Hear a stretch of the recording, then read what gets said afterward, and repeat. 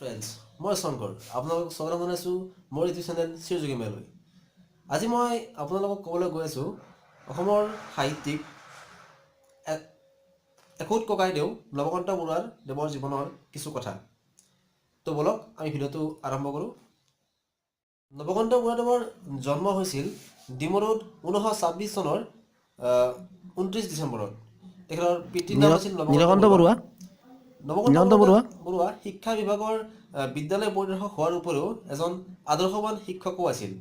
তেখেতৰ মাতৃৰ নাম আছিল স্বৰ্ণলতা বৰুৱা।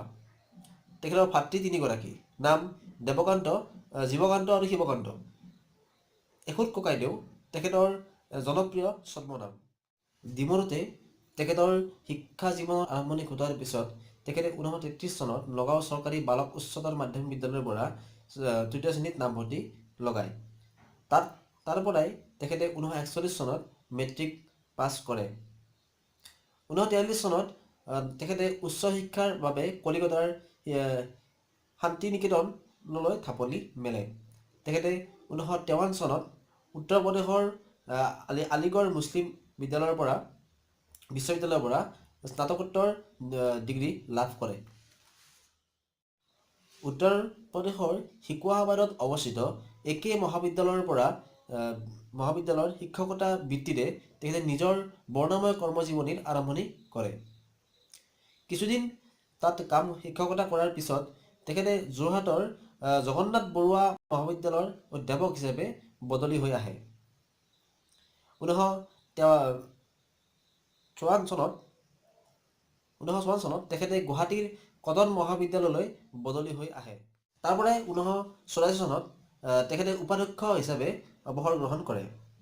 তেখেতে মাজতে 1964 চনৰ পৰা 1967 চনলৈ এই 3 বছৰ কাল অসম চৰকাৰৰ মাধ্যমিক শিক্ষা পৰিষদৰ ইংৰাজী শিক্ষা বিষয়াৰূপে কাৰ্যনিৰ্বাহ কৰিছিল। তেখেতৰ গ্ৰন্থৰাজি কেইখনমান হ'ল উপন্যাস কপিলীপৰীয়া সাধু, ককাদেউতাৰ হাড়, গৰুমা কুঁৱৰী, কবিতা পুথি হে অৰণ্য মহানগৰ, এটিৰুটি 11টি তৰা, ৰত্নাকৰ, অনুবাদ 100 কবিতা,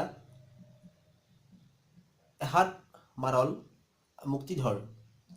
অন্যান্য গ্ৰন্থ অসমীয়া ছদ্মৰ ভূমিকা, আখৰৰ জখলা, মনৰ খবৰ আৰু বহুতো।